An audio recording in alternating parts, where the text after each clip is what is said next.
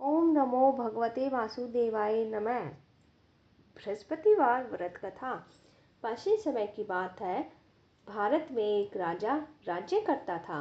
वह बड़ा ही प्रतापी और दानी था। वह नित्य प्रतिदिन मंदिर में भगवत दर्शन करने जाता। वह ब्राह्मण और गुरु की सेवा किया करता था। उसके द्वार से कोई भी याचक निराश होकर नहीं लौटता था। वह प्रत्येक गुरुवार को व्रत रखता और पूजन करता था। हर दिन गरीबों की सहायता करता था। परंतु ये सब बातें उसकी रानी को अच्छी नहीं लगती थी। वह न तो व्रत करती और न ही किसी को भी एक पैसा दान में देती थी। वह राजा से भी ऐसा करने को मना किया करती थी। एक समय की बात है कि राजा शिकार खेलने वन को चले गए। घर पर और रानी और दासी थी। उस समय गुरु बृहस्पति साधु का रूप धारण करके राजा के दरवाजे पर भिक्षा मांगने आए और साधु ने रानी से भिक्षा मांगी तो कहने लगी, हे साधु महाराज, मैं इस दान पुण्य से तंग आ गई हूँ। इस कार्य के लिए तो मेरे पतिदेव ही बहुत है। कोई ऐसा उपाय बताइए जिससे सारा धन नष्ट हो जाए और मैं आराम से रह सकूं। साधु रूपी बृहस्पति देव ने कहा, हे देवी, तुम तो बड़ी ही विचित्र हो। संतान और धन से कोई दुखी होता है, इसको सभी चाहते हैं। पापी भी पुत्र और धन की इच्छा करते हैं। अगर तुम्हारे पास धन अधिक है तो भूखे मनुष्यों को भोजन कराओ, प्याऊ लगवाओ, ब्राह्मणों को दान दो, धर्मशालाएं बनवाओ, कुआं, तालाब, बाग बगीचे आदि का निर्माण कराओ, निर्धनों की कुंवारी कन्याओं का विवाह कराओ, साथ ही यज्ञादि करो। इस प्रकार के कर्मों से आपके कुल का और आपका नाम परलोक में सार्थक होगा और स्वर्ग की प्राप्ति होगी। परंतु ये सब बातें रानी को अच्छी ना लगी। उसने कहा, हे साधु महाराज, ऐसे धन की मुझे आवश्यकता नहीं है जिसको मैं अन्य लोगों को दान देती फिरूं और जिसको रखने और संभालने में मेरा समय ही नष्ट हो जाए। साधु ने कहा, हे देवी, तुम तो बड़ी ही विचित्र हो, लेकिन अगर तुम्हारी ऐसी ही इच्छा है तो जैसा मैं बताता हूँ वैसा ही करना।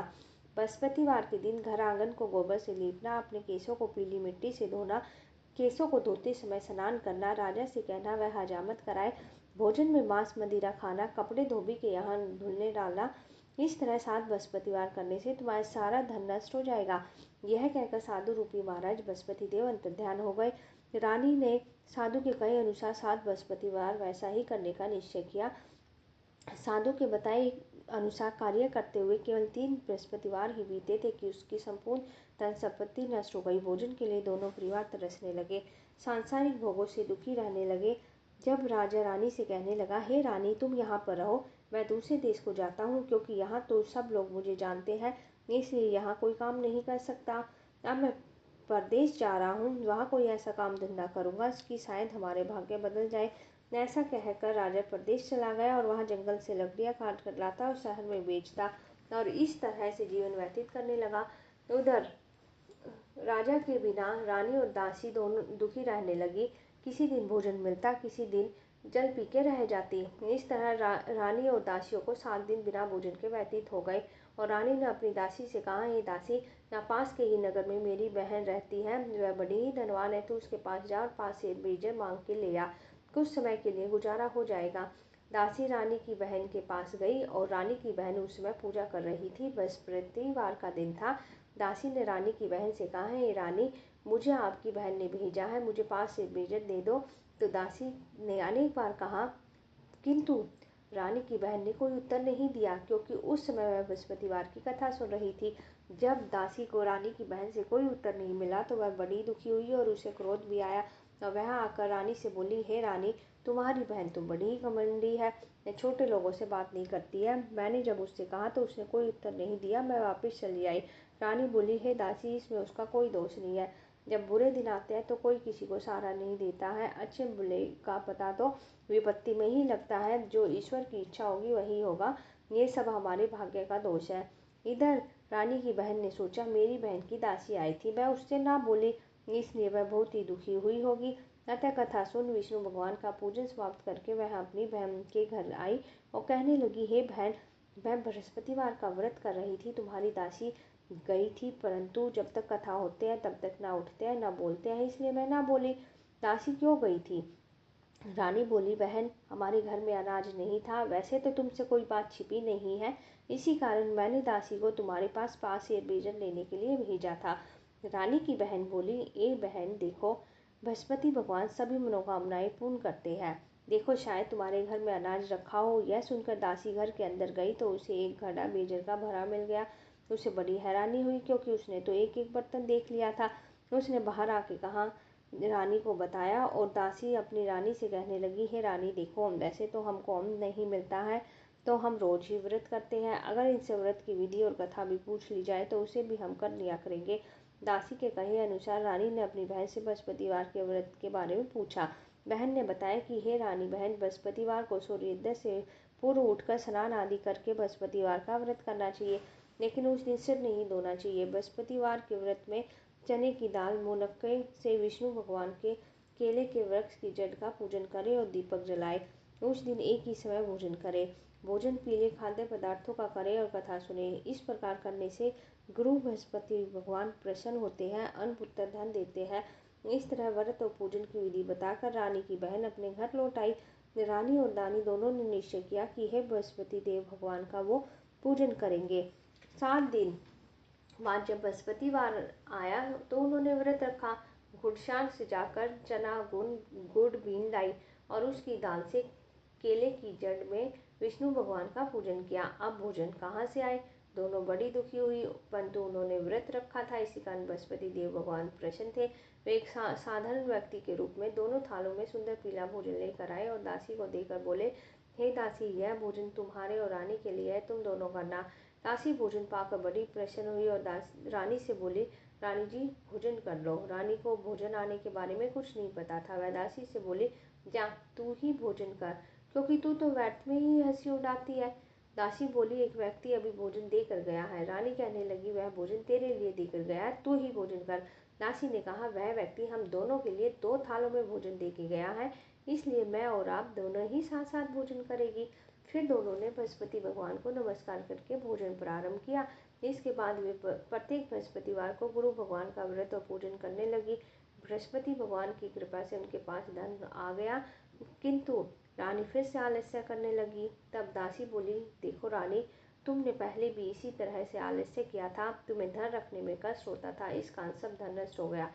अब गुरु भगवान की कृपा से धन मिला है, तुम्हें फिर आलस्य होता है। बड़ी मुसीबतों के बाद हमने यह धन पाया है, इसलिए हमें दान पुण्य करना चाहिए। तुम भूखे मनुष्यों को भोजन कराओ, प्याव लगवाओ, ब्राह्मणों को दान दो, कुओं, तालाब, बागड़ी, बाग बगीचे आदि का निर्माण कराओ, मंदिर पाठशाला बनाकर दान दो, कुंवारी कन्याओं का विवाह कराओ और धन को शुभ कार्यों में खर्च करो, जिससे तुम्हारे कुल का यश बढ़े और स्वर्ग प्राप्त हो और पितर प्रसन्न हो। दासी की बात सुनकर रानी ने इस प्रकार के कर्म करने आरंभ कर दिए, जिससे उसका काफी यश फैलने लगा। एक दिन रानी और दासी दोनों विचार करने लगी कि न जाने राजा किस दशा में होंगे, इनकी कोई खोज खबर नहीं है।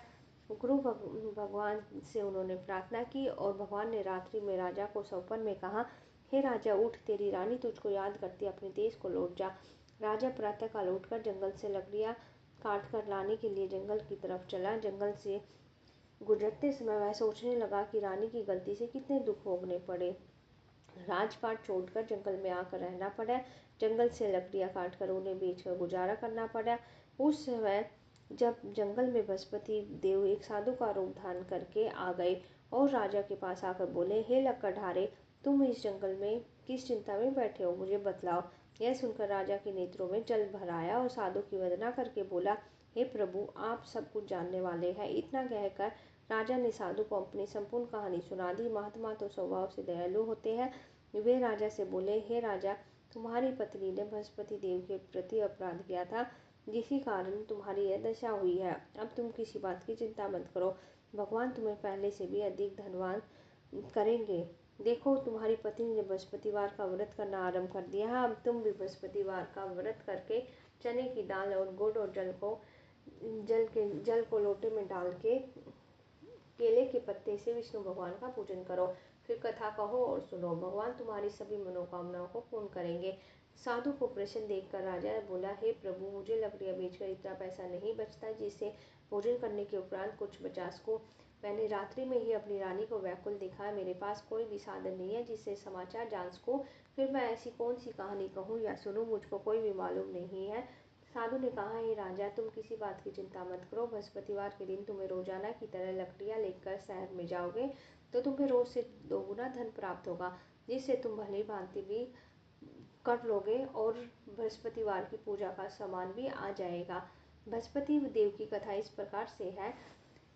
बृहस्पति देव की कथा।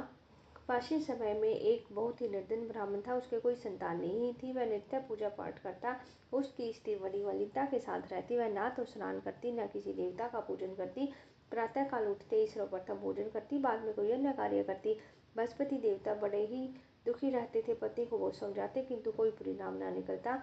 भगवान की अनुकंपा से एक समय ब्राह्मण की पत्नी गर्भवती हुई। 10वें महीने एक सुंदर कन्या का जन्म हुआ। निर्धन ब्राह्मण कन्या के जन्म से बड़ा ही दुखी था।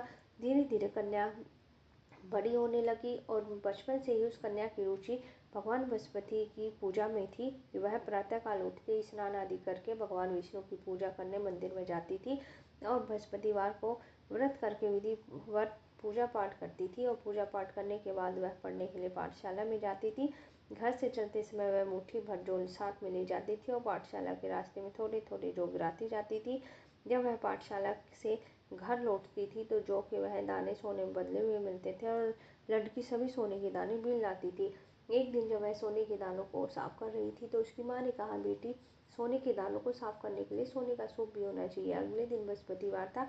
उसने भगवान बृहस्पति देव की पूजा करते हुए प्रार्थना की कि हे भगवान, यदि मैंने आपका व्रत विधिवत किया हो तो मुझे सोने का सूप दे दो।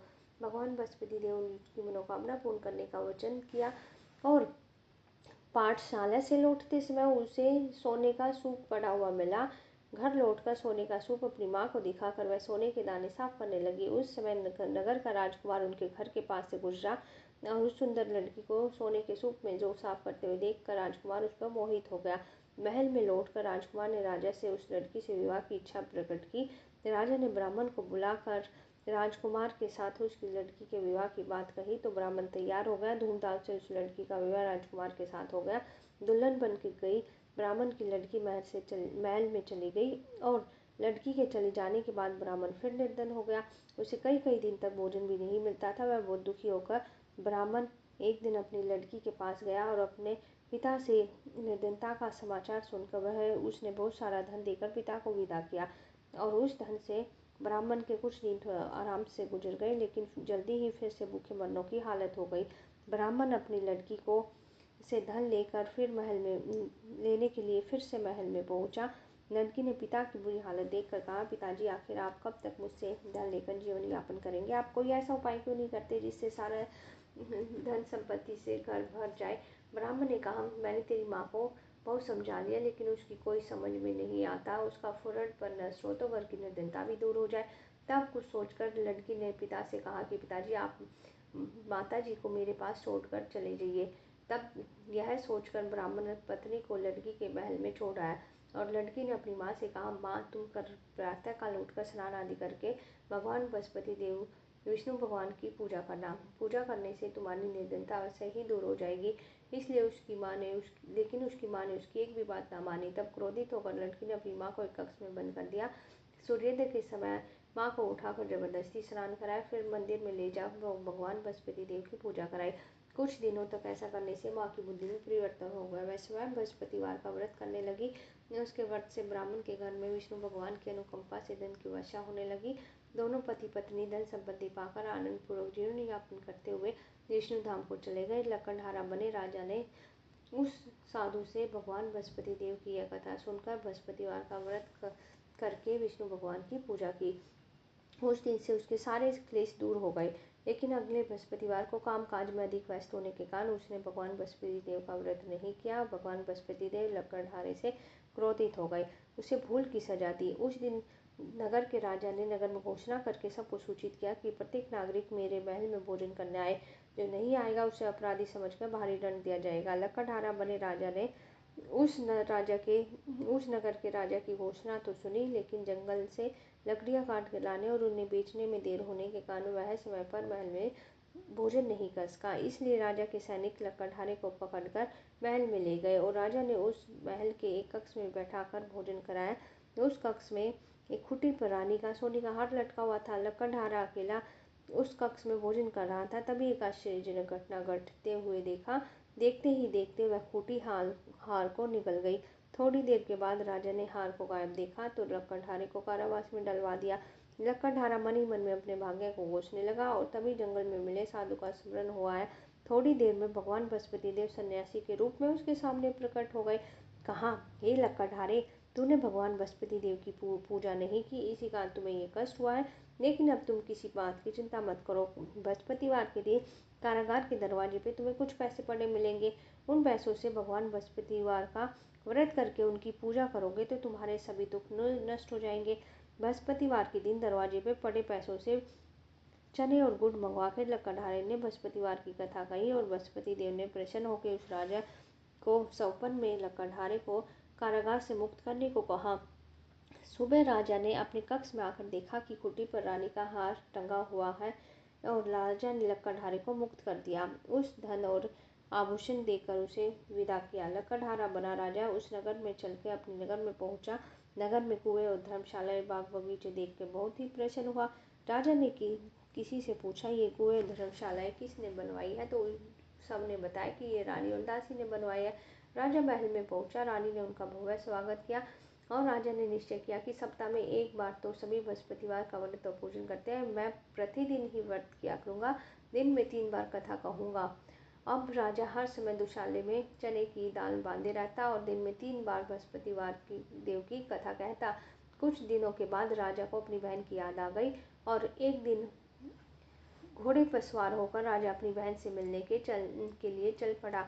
अभी राजा नगर के बाहर ही पहुंचा था कि कुछ लोग एक शव को ले जा रहे थे। राजा को स्मरण हुआ है कि आज उसने किसी को भी बृहस्पतिवार की व्रत कथा नहीं सुनाई है। राजा ने उन लोगों को रोक कर कहा, भाइयों, मेरी बृहस्पतिवार की कथा सुन लो। लोगों ने क्रोधित करते हुए कहा, तुम पागल तो नहीं हो गए हो? लेकिन कुछ बड़े बूढ़े लोगों ने कहा कि अच्छा भाई, तुम भी चलते चलते अपनी कथा सुना लो। राजा ने जैसे ही कथा सुनाई, शव हिलने लगा। राजा की कथा पूरी करते ही शव उठकर बैठ गया। लोगों ने हैरानी से दांतों तले उंगली दबाई और अगले बृहस्पतिवार से भगवान बृहस्पतिवार का व्रत और कथा सुनने का निश्चय कर लिया। अब घोड़े पर सवार राजा चलते चलते किसान के पास पहुंचा। किसान अपने खेत में हल चला रहा था। राजा ने कहा, अरे भाई, मुझसे बृहस्पतिवार की कथा सुन लो। राजा किसान झुठला के बोला, अरे भाई, देख नहीं रही क्या? जितनी देर में तेरी कथा सुनूंगा उतनी देर में तो मैं पूरे खेत में हल चला लूंगा। राजा निराश होकर चलने लगा। तभी किसान के बैल लड़खड़ाकर जमीन पर जा गिरे। किसान के पेट में जोरों का दर्द होने लगा और उस किसान की पत्नी जब खाना लेकर आई तो उसने किसान से इसके बारे में पूछा। किसान ने घुड़सवार की पूरी कहानी सुना दी। किसान की पत्नी दौड़ती हुई राजा के पास पहुंचकर हाथ जोड़कर बोली, भैया, मैं तुम्हारी कथा सुनने को तैयार हूँ। राजा ने उसके खेत पर पहुंचकर बृहस्पतिवार की कथा सुनाई। तभी बैल उठकर खड़े हो गए। किसान के पेट का दर्द भी तुरंत ठीक हो गया। राजा अपनी बहन के पास पहुंचा। उसकी बड़ी ही आवभगत हुई। अगले दिन सुबह उठकर राजा ने देखा घर के सभी लोग भोजन कर रहे थे। किसी भूखे को बृहस्पतिवार की कथा सुनाए बिना राजा भोजन नहीं करता था। उसने बहन से कहा, बहन, क्या घर में कोई ऐसा व्यक्ति है जिसने भोजन ना किया हो? उसकी बहन बोली, भैया, हमारे घर में तो क्या, पूरे नगर में भी ऐसा कोई व्यक्ति नहीं मिलेगा जिसने सुबह सुबह भोजन ना किया हो। तब राजा ने बहन के घर से निकलकर उस नगर में बिना भोजन किए हुए व्यक्ति की तलाश की। एक गडरिये के घर में उसका बेटा बीमार होने के कारण भूखा रह गया था। राजा ने जब जाकर बृहस्पतिवार की कथा सुनाई तो कथा सुनते सुनते गडरिये का बेटा बिल्कुल ठीक हो गया और सब ने राजा की प्रशंसा की। एक दिन राजा ने अपनी बहन से कहा, बहन, हम अपने घर जाना चाहते हैं, तुम भी हमारे साथ चलो, कुछ दिन रहकर लौट आना। राजा की बहन ने जब अपनी सास से पूछा तो सास ने ताने देते हुए कहा, बहू, मायके चली जाना, लेकिन अकेले जाना, मेरे पोतों को साथ नहीं लेके जाना। तुम्हारे भाई के कोई संतान नहीं है, कहीं तुम्हारी भाभी मेरे पोतों पर कोई जादू टोना न कर दे। दूसरे कक्ष में बहन की सास की बातें सुनकर राजा दुखी मन से अकेले ही अपने नगर को लौट आया और रानी ने राजा से कहा, आप तो अपनी बहन को साथ लाने की बात कह कर गए थे, फिर बहन को साथ क्यों नहीं लाए? तब राजा ने दुखी होते कहा, हे रानी, हम निसंतान हैं, इसलिए हमारे घर आना कोई पसंद नहीं करता।